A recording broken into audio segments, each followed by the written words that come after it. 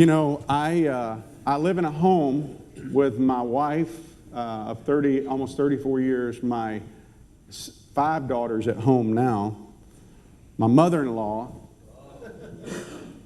2 female dogs.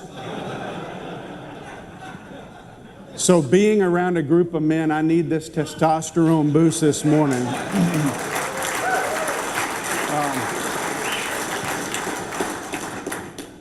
My wife and I adopted, you can go back to that one. We adopted 5 daughters from China.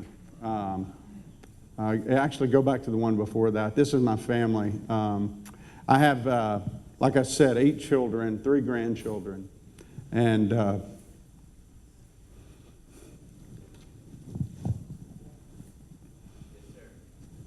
don't deserve one of those kids.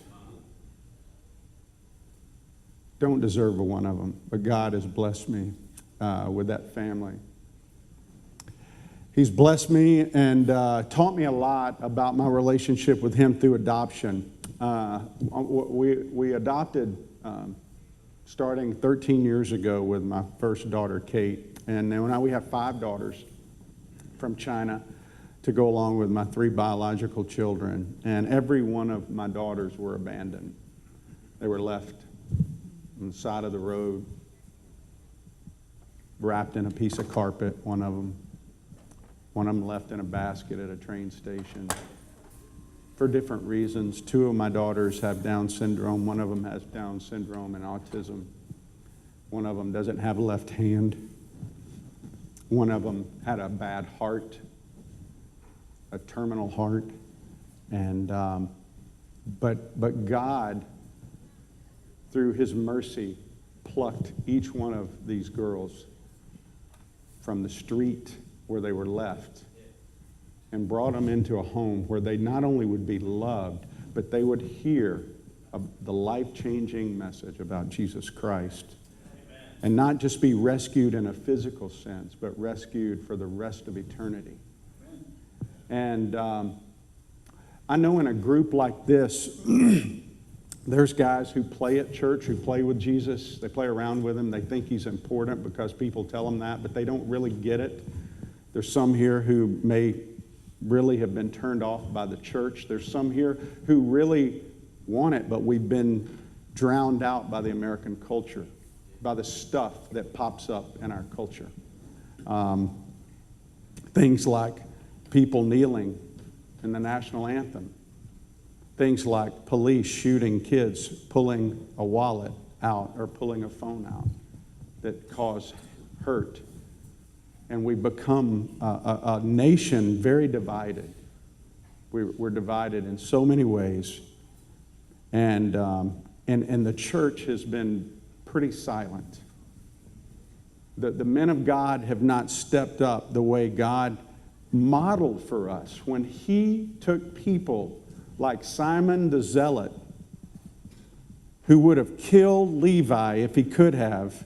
And he took Levi and he said, the tax collector, and he says, I'm going to take you 2 guys that hate each other and I'm going to bring you into a group and show the world that my kingdom is bigger than your political ideologies. And it's time for the church to step up. It's time for us to be men and not add to the divisiveness, but to be what Christ said when He took His disciples up to the mountain, but to be peacemakers, to de-escalate. But you don't understand, Doug. You don't understand. This is important for us to speak to. Yes, I understand. I understand because one of my good friends had a nephew killed in Chicago by a police officer. But I also understand because one of my best friends was killed in the Marine Corps. And when I see the flag, and when I hear the anthem every time, a day doesn't go by that I hear it or see a flag that I don't think about my best friend with that flag draped over his casket and that flag presented to his wife. So yes, I understand. But what I'm saying to us as people who call themselves followers of Jesus, He has called us to a higher calling than any national pride. He has called us to an eternal destiny where we are His ambassadors of peace. I haven't always felt like that. But you know what? God took these daughters of mine and took me through a journey. But let me go back to SWAT. Spiritual Wars Advancing Truth. The whole SWAT thing started because to be honest with you, I like being on the SWAT team, and I like the title, SWAT. I just liked it. I like firearms. I like shooting. I like shooting AK-47s and AR-15s. Now, I know you have to be careful. You say that stuff, people label you as something. But I grew up, everything we ate, we either killed or we caught in a pond or we grew. I grew up in Mississippi in a rural area. And so I grew up shooting. I like shooting. It's fun. I enjoy being able to go out and do that. But I like the title SWAT, but Spiritual Warriors Advancing Truth. What does that mean? Well, it's the truth of Jesus, but it's the truth of the gospel. And so 5 years ago, I started with my 2 sons and 2 guys, and I said, we're going to learn what it means to be a spiritual warrior. Now God's grown it. We go to India. I take guys over to India, northern India, Nepal, to minister to Hindus and share the gospel in dark places, to train people. We go, that guy up in the upper right-hand corner was a guy who came to Christ a year before he died, right after he trusted Christ, and he came to Christ by coming to a SWAT group, which is a lot like your gathering groups, and he came to Christ, and then a month later is diagnosed with ALS, and a year later he's gone. But you know what? In the last year of his life, even though his physical body deteriorated, his spiritual body was growing. And the guys from SWAT rallied around him and walked him through that journey of leaving this place to go to his home. I take guys, like I said, over to SWAT. But then 10 months ago, I was approached about doing SWAT Radio, which is taking this out to the airwaves. And on your table, you each have a card. And if you got an iPhone or Android device, you can download the SWAT Radio app and listen to everything we've talked about. And it's just me and another SWAT guy every day practically talking about what does the Bible mean for us as men? How does it apply to our life? And our target is a male audience, even though we get a lot of female callers, but we wanted to provide that in a way where people could call in.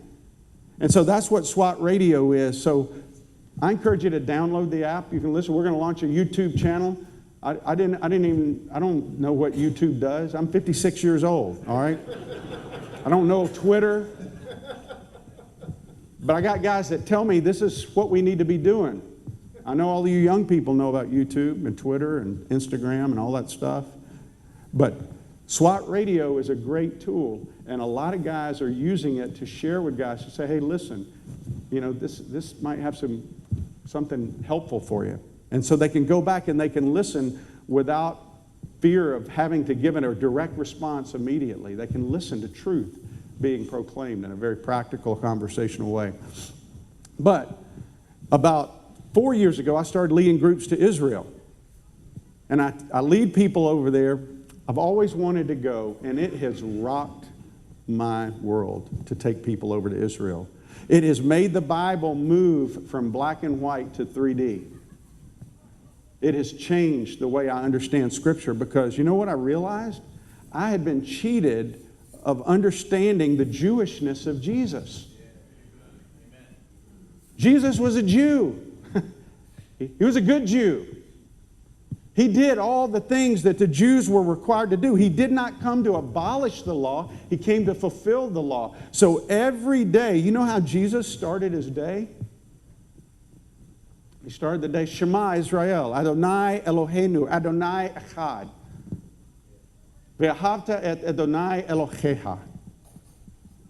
V'chol lavavcha uvachol nafshecha uvachol meodecha. Hear, O Israel, the Lord our God, the Lord is one. And you shall love the Lord your God with all your heart and all your soul and all your strength. Every day he started out like that. Why? Because that's what was commanded through Moses. It's the same thing as us standing and saying a pledge of allegiance to the flag. And God burdened my heart to start doing that every day. I do it with my wife. It's transformed our prayer life together. I do it with my guys from SWAT. At the end of every prayer, we say that. And if you're a believer here today, then join me. Just like we pledged that, repeat after me. Hear, O Israel, the Lord our God, the Lord is one. And you shall love the Lord your God with all your heart, with all your soul, and with all your strength. That means you love Him with everything you have. That's what He wants from us. That message has been diluted in our culture. But praise God that He has people waving that flag, calling people to that standard. And those people impacted me. And God used this. Israel's incredible. Go to some of the next slides. We go to the Sea of Galilee. There's nothing greater than preaching and teaching about Jesus calming the storm when you're on the place where He did it. I mean, talk about a backdrop. I mean, I love being here with you guys, but that is an incredible backdrop to teach and speak on. Being over there. Being able to go to the garden near Gethsemane where He wept tears of blood falling off of His forehead. And to just go in that place, to take people's lives. They go over there. It's a spiritual retreat. And it's been an incredible thing that God's used. But we were over there last year, and my wife and I have been struggling with our daughter. One of my daughters is extremely challenged. That's Caesarea, by the way. An incredible place to go and see Paul, where Paul was, and how God did things there in His history. But my wife, we were coming out of Bethesda. You know where that is? That's where the pool of Bethesda is, and where the guy was healed, and by the water he was waiting, and Jesus healed the guy. But there's a chapel there called St. Anne's Chapel. St. Anne was traditionally Mary's mother. And in there's a statue of a mother with a daughter, and she's holding this like scroll that's unfolded. So my wife went up and asked the person that was in there, "What is that?" And they said, "Well, that is Anne teaching Mary the Shema, who would then teach it to Jesus. You know, passing on the faith." So I'm got this group, and we're walking outside, and my wife is just bawling. She's bawling, and I'm like, "Okay, doesn't have anything to do with me. I didn't do anything."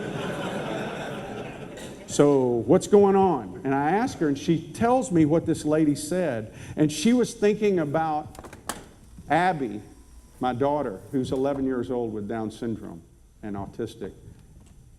How challenging she had been lately, and how she'd been struggling. And she was thinking about the fact that 3 days a week, I take her to school with Becca. And you know what we play?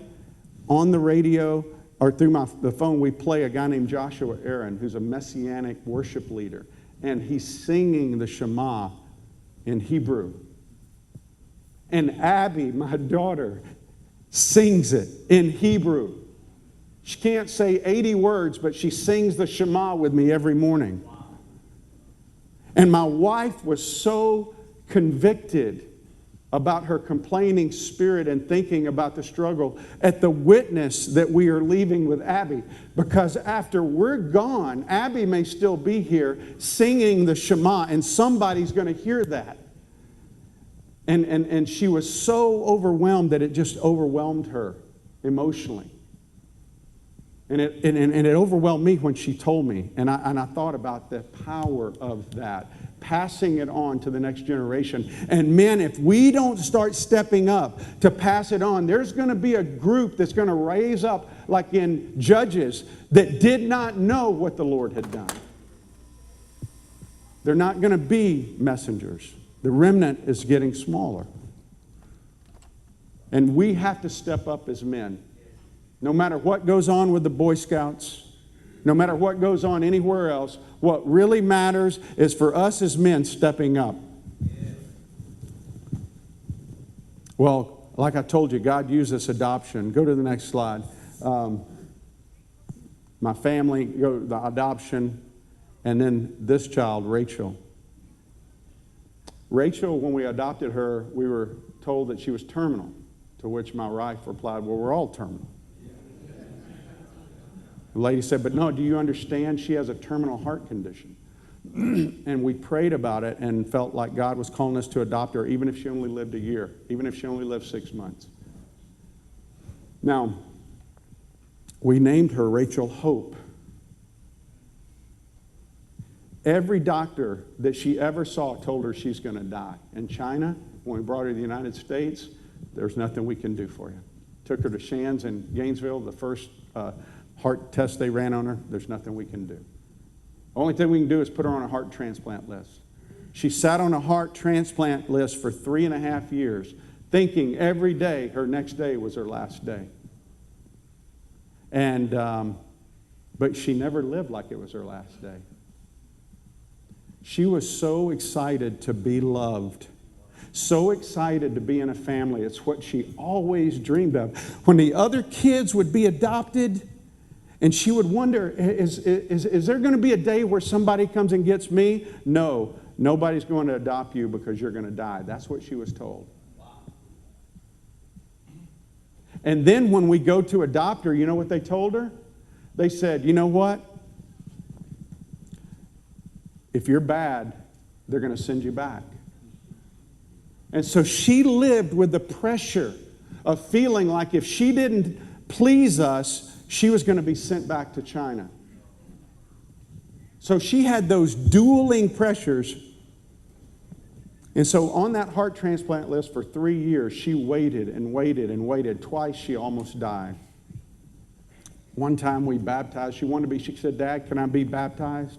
I believe, and I want to be baptized. I said, sure. So we baptized her, and she left a note on my Bible for my Bible study that said, Dad, please tell the guys thanks for praying. Went to be with Jesus at, and she drew a blank for me to fill in. Rachel. That was a note. And so God preserved her. I'm over in India, 8,000 miles away, and my wife calls me, Doug, we got the call. And so I get the privilege of telling Rachel through FaceTime technology, that's me on that little iPad, telling my daughter, Rachel, you get a heart. You get a heart. They've got a heart for you, baby. And God gave her a new heart. And this summer, that was 2 years ago, she just celebrated her 13th birthday. They told her she would never live to be 7.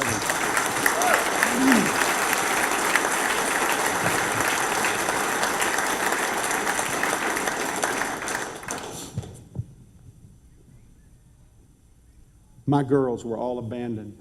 They were abandoned by the world. This is a picture of all of them. If you could really blow it up and look at their eyes, this is 4 of the 5. You could see the emptiness in their eyes because they're not loved. They were abandoned by the world. But you know what God does? He takes those things that are abandoned by the world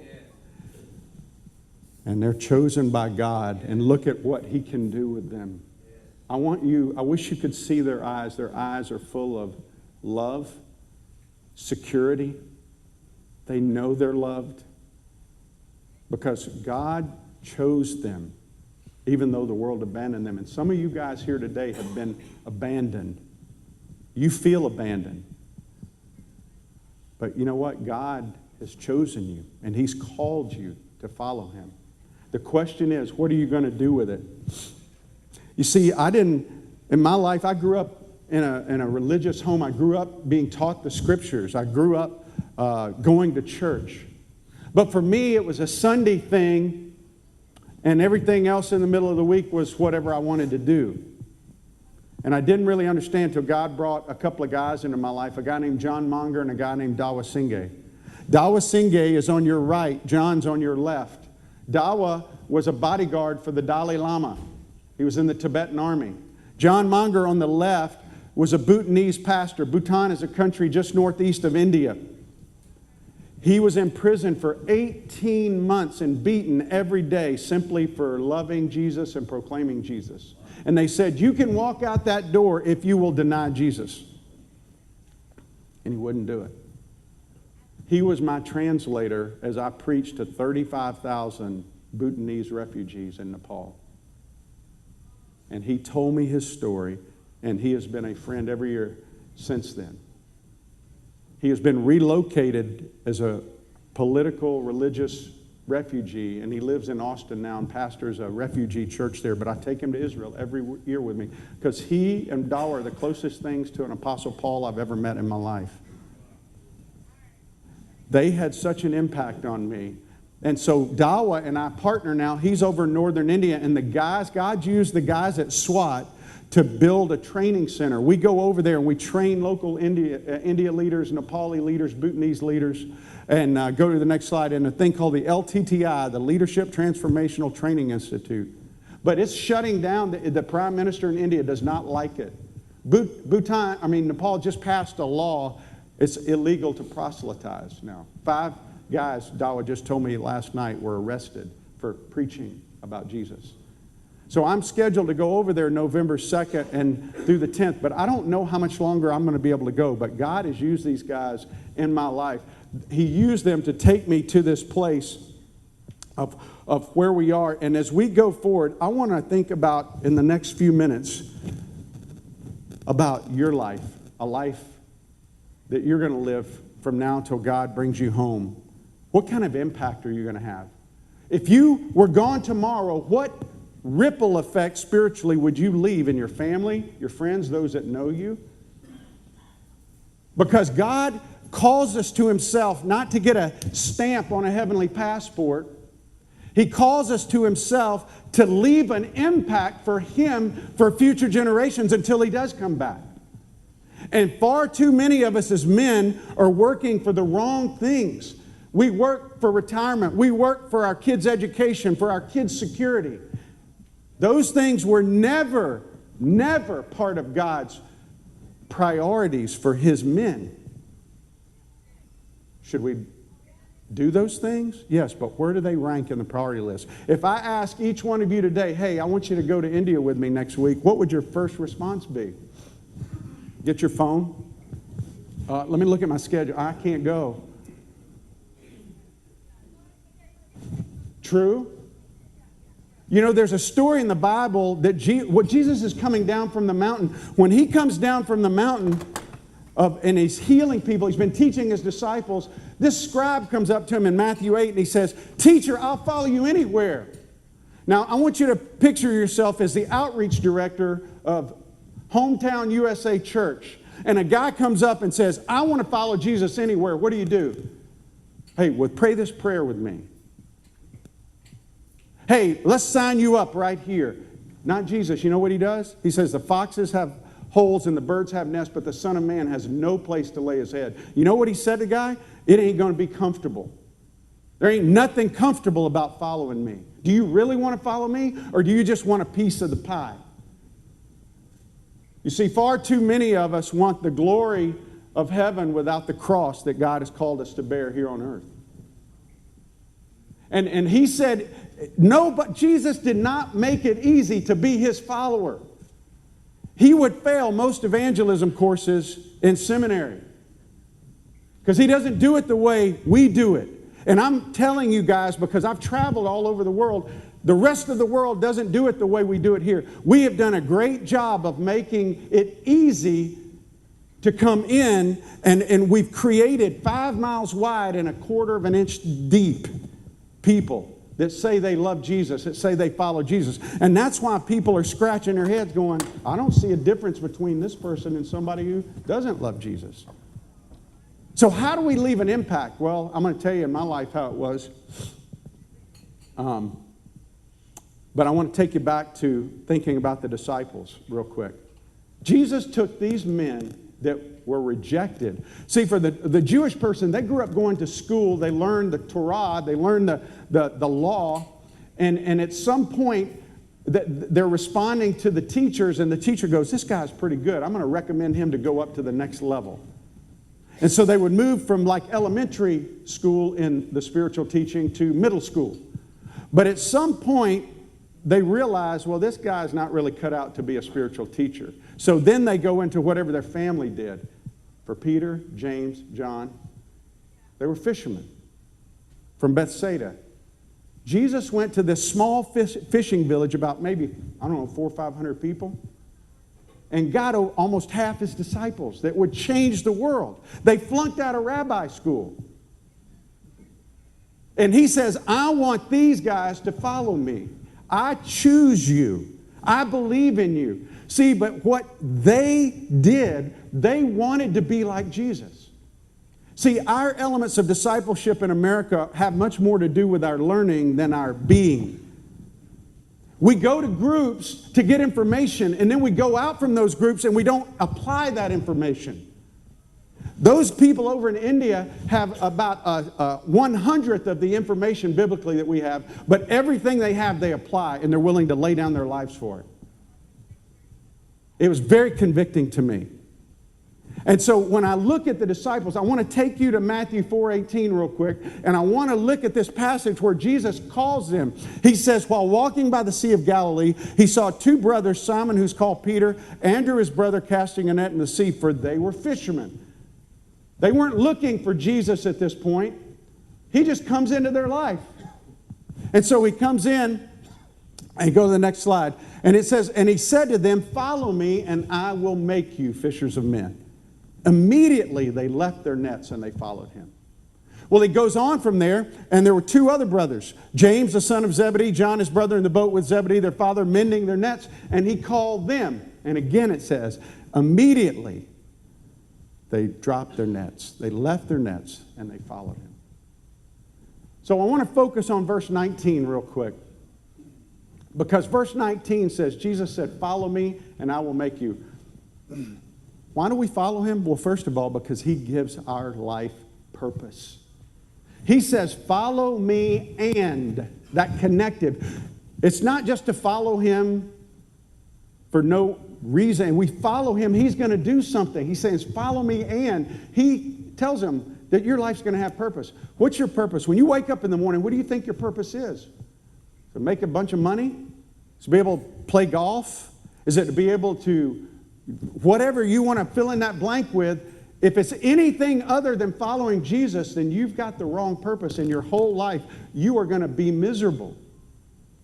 You're going to have temporary periods of feeling good. But listen, guys, I've been a chaplain to the Houston Rockets. I've been a chaplain on several college teams and guys who've gone on to play pro ball. I know guys who've made tons of money. They've had the fame. They've had the women. They've had whatever they want, and they're absolutely miserable inside because they are not fulfilling their God-ordained purpose. Our purpose is to follow Jesus. He says, follow me in. I didn't realize that. I grew up, you know what I thought my purpose was?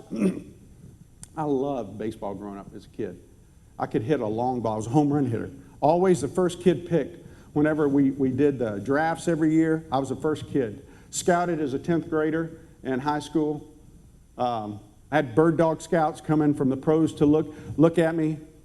And I wanted to play pro baseball. And I was a believer. I trusted Christ. And me and God, we had this plan. I was going to be his spokesman in Major League Baseball. The only problem is, I ended up I was at a Division II school on scholarship and played Mississippi State. And I go, I want to go to Mississippi State. And I transferred over there the same time they got this guy named Will Clark. And we played the same position. Now listen, there's no baseball cards with Doug McCary's name on it, but there is a baseball card with Will Clark's name on it that you can buy. He was a great major league player. That's him. I knew Will.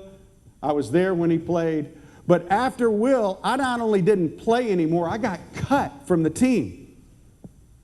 God took that away. I thought that was my purpose, but he took it away. Well, I remember going away from the field, and I was trying to figure out what God was doing and what I was going to do. And I went over to the Student Union building, and as I walked in, there's this guy in this really nice uniform, and it's got this archaic video of a Harrier playing on there, and I was like a mosquito to the purple light, man. He's like, son, I can't get you out of that. What are you doing? Only criminals and like crazy people get in the Marine Corps. Of course, my dad was an Air Force guy, right? But I signed up to get in the Marine Corps. Guys, I ended up getting to fly a $30 million jet aircraft. And for me, it was amazing. You know what? I was a PE major, right? I mean, I took challenging courses like football and dance and, those kind of courses. And to be able to fly the Harrier was unbelievable. I'd sit in that cockpit, and sometimes I'd literally pinch myself going, God, how do I get to do this? But it became all about me. In fact, when I was going through flight school, we went to see Top Gun. It had just come out. And as a bunch of pilots in training, we got our uniforms, our flight suits on, and we went to see the movie. Worst decision ever made in my life. I mean, when we walked out of that theater, every guy there thought he was Tom Cruise. Every guy there thought that was the course of our life. And you know what happened is that played out for me, and I made terrible choices in my life. I was married and had a child who was 6 weeks old that I viewed more as a liability than a blessing.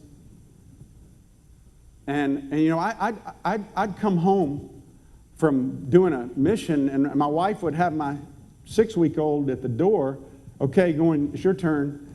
And I'm like, whoa, I drop bombs. I shoot missiles. I don't do the diaper thing.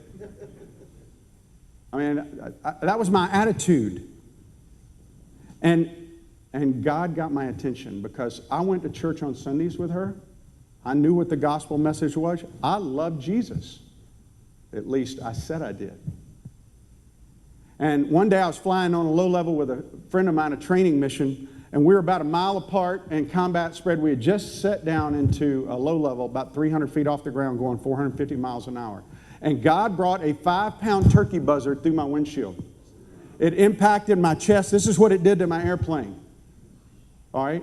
For the first time in my life, I was dying. And I remember being in there, and what went through my head was, not am I going to land. What went through my head was, I'm going to die, and I have wasted my life. God, give me a sign. Let me see. Let me know that I'm going to be with you. I really, like Stephen, wanted to see some kind of Jesus sitting at the right hand of the Father. And I didn't see that. I didn't hear a voice. But I had this incredible sense of God's presence in the cockpit with me. It was almost as if, the only way I know how to explain it is when I was a kid and I'd get hurt, my dad would just hold me sometimes, and it felt good just to be held. And it was like God was saying, Doug, you're my child. Not because of your daily choices. You're my child because my son died on a cross 2,000 years ago. I've chosen you to be my child. You have expressed faith in him. Now start living like my child. Guys, I don't remember landing the aircraft. My wingman told me he joined on me. He led me to Keesler Air Force Base. I spent 3 days in ICU. I spent the next 5 months rehabbing, and I ended up flying again. Never thought I'd fly again.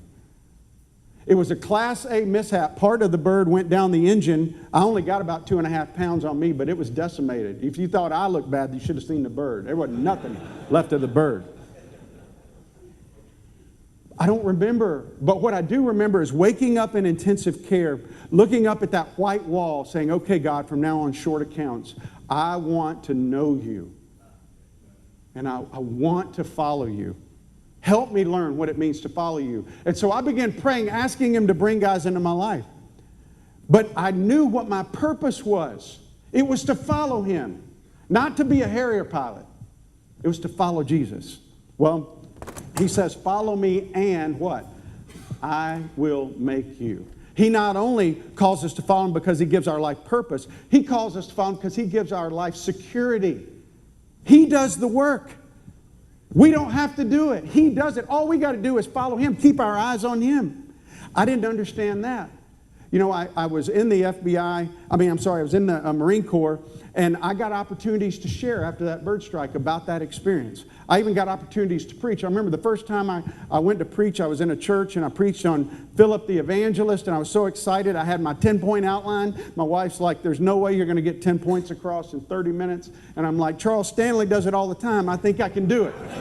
And so I'm sitting there, and I go up to preach, and at point 3, I'm at 55 minutes, and my wife is giving me the cut signal in the back. Because I went up in my own strength. I didn't realize He does the work. And I walked down and I said, Lord, I never want to preach again. Well, you never say never to God, first of all. Because the very thing that you say you're not going to do, He ends up always taking you there for some reason. And so what God did is I said, maybe I need to go to seminary. Maybe if I learn Hebrew and Greek, maybe I can learn how to preach. And my wife goes, Doug, you're not a preacher. And I go, well, I don't know. The only other thing I want to do is be an FBI agent. And she said, well, you've seen way too much Miami Vice. There ain't, you know, it ain't like TV. And so I applied to be an FBI agent. I got hired as a drug agent in Jacksonville. I was on the SWAT team, and I loved it. Man, it was awesome. Kicking in doors at 5 a.m. in the morning, waking people up, you know. Hey, listen, it was an awesome place to share the gospel. I'm not kidding you. When people are hooked up and we're going down to the station, they want you to be nice to them. So it was a great place to share the gospel. God used that in my life to grow me. I mean, listen, I interviewed people all the time. I mean, you're interviewing everybody from murdering drug dealers to congressmen and senators, and sometimes there ain't a lot of difference between those two. Right? I mean, honestly. And so what God used it for is in my life teaching me how to read people, how to investigate and understand, and He actually used it to train me how to investigate His Word. And so in 1994, my pastor said, Doug, will you go to Russia with me on a mission trip? And so I went, and I got to share the gospel with people that had never heard the gospel before, ever. Didn't know Jesus, didn't know what a Bible was. I came back from that trip thinking, okay, I'm going to go back and do that again. That was awesome, God. And I met my wife for lunch the day after I got back, and she said, Doug, I just want you to know if God's calling you to leave the FBI and go into ministry full time, I'm 100% behind it. And my jaw about hit the ground because I was like, what? I mean, I'm going to retire as an FBI agent and then go into ministry. I mean, I love doing what I'm doing, but I was like, I mean, I want to go back and everything. And so I began going, okay, God, are you saying something to me through my wife here? So we prayed about it, and sure enough, God was calling me to leave the FBI. So in 1994, I resigned from the FBI to go into ministry. And so I reached out, and God brought people into my life to train me. Not the way the world says, but the way He wanted to train me. He took this guy who didn't know his purpose, said, follow me, and I started following, and then He made me who I am, how He wanted me to be. And He can do the same thing for you. Well, he not only says, follow me and I'll make you, He says, I'll make you what? Fishers of men. Do you realize He took guys who were going out and they were catching something that was alive, making it dead, and He turned them into men who were going out catching people that were dead, making them alive. He gave their life impact. And so many times we think impact is in the big, but it's in the small. We just follow Him. He determines our ministries. He determines what it looks like. And so, how many of you guys have ever heard of Edward Kimball? One guy, maybe two. Edward Kimball was a guy who was following Jesus and said, Lord, I want to follow you, whatever that means. And so Jesus put it on his heart to share the gospel with these teenage boys, a lot like the age of the guys at Table 12. He wanted Edward Kimball to go share the gospel, so he did. He shared the gospel with those guys. One of those young men trusted Christ, and by Edward Kimball's own admission, he did a horrible job of sharing the gospel. But this young man trusted Christ and ended up preaching to millions. His name was Dwight L. Moody. Moody Radio can trace its roots back to Dwight L. Moody. Edward Kimball just followed Jesus, and that's what he did. So Moody's preaching, as Moody's out preaching, this guy comes up to him and goes, "Hey, Mr. Moody, my name's Wilbur Chapman. Will you help me learn what it means to follow Jesus?" And Moody took Chapman under his wing, and he began to mentor him and help him learn what it meant to really follow Jesus.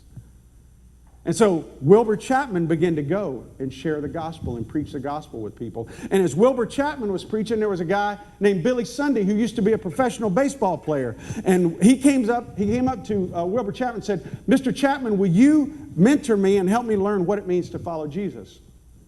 And so we took him and he began to mentor him. And 3 months into that, Wilbur Chapman felt God calling him to be a pastor in a local church. And so he stopped being itinerant, and Billy Sunday went preaching all over the U.S. Billy Sunday was preaching in Charlotte, North Carolina in 1924. And in 1924, a group of men were so convicted, they were at a meeting like this, they go, "We need to meet regularly and learn what it means to be a man who follows Jesus." And so they began to meet every month. And after meeting for 10 years, they felt compelled to bring in an evangelist and do a citywide outreach. And they were doing that, and in 1934, Mordecai Ham came in and he preached a gospel message. And a 17-year-old boy named William Franklin Graham walked the aisle and trusted Christ that night and said, "I want to follow Jesus." And Billy Graham is one of probably the greatest evangelist that's ever lived as far as the number of people, sheer numbers that he's impacted personally. Billy Graham was up in Canada preaching, and a young guy came up to him named Leighton Ford and said, "Mr. Graham, will you mentor me and help me learn what it means to really follow Jesus?" So Billy Graham took Leighton Ford under his wing and mentored him. Leighton became a crusade evangelist and would go preach before Billy did in many countries for 2-3 weeks, and then Billy would come in and do a 2-week close. In 1996, Leighton Ford was at the Mayo Clinic with his wife, Jeannie, and he got a call from this guy that says, "Dr. Ford, you don't know me, but I've risked my life for my country and my community. I want to give my life up for Jesus. Will you take me and mentor me and help me learn what it really means to follow Jesus?" And in 1996, Leighton Ford put his arms around me and drew me in to help me learn what it means to follow Jesus, and exposed me to a lot of great mentors and people that helped me learn that. In the year 2000, I was over in Salikard, Russia, and it's called the Yamal region, the ends of the earth. The Nenets people group are up there. And I met a guy named Peter Hootie. He was the only believer in this whole ethnic people group. Thousands and thousands and thousands of Eskimos, the only believer. He said, "Doug, will you help me learn what it means to follow Jesus so I can reach my people?" That was in 2000. Now, there's over 20 churches among the tundra up there. Over 500 believers. CBN did a story on him not too long ago. Now, do you think that Edward Kimball, when he shared the gospel with Dwight Moody, had any idea of the ripple effects and the impact he would have in the year 2000 in the Nensi people group in Salikard, Russia? Had no idea. Some of you guys are here today, and God's saying, "I'm choosing you to be my messenger." It may be to a 17-year-old boy. It may be to a large people group. But are you going to follow? Are you ready to follow? Are you ready to follow Jesus? Because here's the thing. When he called the disciples, he said, "Follow me." And what did they do? They dropped their nets. Do you realize that a net is that's what they got their identity from? It was their source of income. It was their source of security. It was everything important to them. And Jesus said, "Follow me." And they saw something in him so inviting that they willingly dropped it down because they understood who he was and what he was calling. Not everything about who he was, but enough to let go of that. For us, a net can be a person in our life that's not supposed to be in our life, or a person that's supposed to be in our life that we don't want in our life. It can be a possession we have that we're holding on to, and we go, "God, I'll follow you, but I don't want to let go of this." It can be a plan or a priority in our life. For me, it was baseball, and God took it away. My brother wanted to play baseball too. When God took it away from him, he didn't respond very well either. He sought comfort in other things, which is what we do a lot of times as men. But you know what else in that can be? It can be a pitfall. It can be some secret sin you've never shared with anybody, and you think that disqualifies you from following Jesus. Can I tell you something today? Jesus believes in you. Doesn't matter what you've done. Paul says to the Romans, such were some of you. Paul says, such were some of you. Homosexuals, adulterers. Guys, you're looking at a murderer, an adulterer. I've broken just about every commandment you can break. And God says, I believe in you. The question is, do we want to follow? You see, you can say, I won't be a disciple, but you can't say, I can't be a disciple. Because he can take anybody. And he's calling some of you today. Because here's the thing. Some of you guys have never heard a clear gospel presentation. God created you and me for a dependent relationship. One in which we depend on him. We look to him. But because of our selfishness and our self-ledness and our desire to run our own life, that relationship is broken. And the Bible says that because we've broken that relationship, we're enemies with God. Until you have Christ in your life, you're an enemy of God's. And the Bible says because of his love and mercy 2,000 years ago, he sent his son Jesus to come. He healed the sick. He raised the dead. He said, I'm going to die on a cross. 3 days later, I'm going to rise again. And if you will turn, we're going this way, trusting our own selves. He says, if you will turn and look that way and just let me lead you that way. All you got to do is trust and receive what I'm offering you and put your faith in him. Listen, it's not faith in a prayer. It's not faith in a transaction, a raised hand, a baptism, any of that. It is a faith in a person, Jesus. You trust Jesus, he will lead you. He will lead you. And the Bible says the moment you place your faith in him, he will put his spirit inside of you. You will be like a child. And he will grow you spiritually. And I'm telling you guys, my wife says, I've changed from the person that almost destroyed our marriage 20 years ago. You can change too, and he can use you. You can be a man. The question is, are you willing to follow? How bad do you want to be like Jesus? How bad do you want to be like him? Would you just pray with me for a second? As you bow in prayer, I want you to think about this quote. George MacDonald said, instead of asking yourself whether you believe or not, ask yourself whether you've done one thing today because he said do it.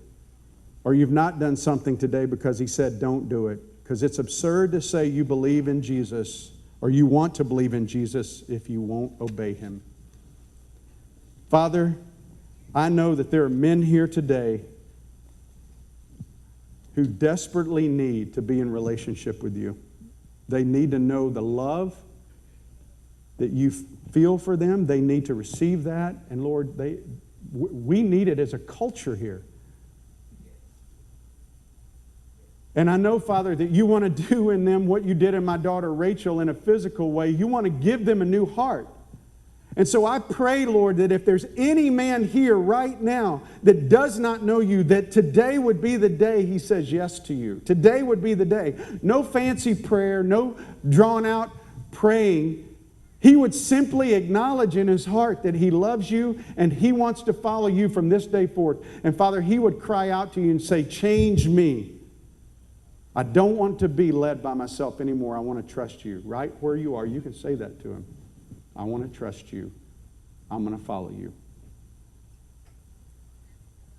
And Father, for those who've prayed that prayer, who have that relationship, who've held on to their nets, I pray that, Lord, even as they think of that image of a net, they know what their nets are.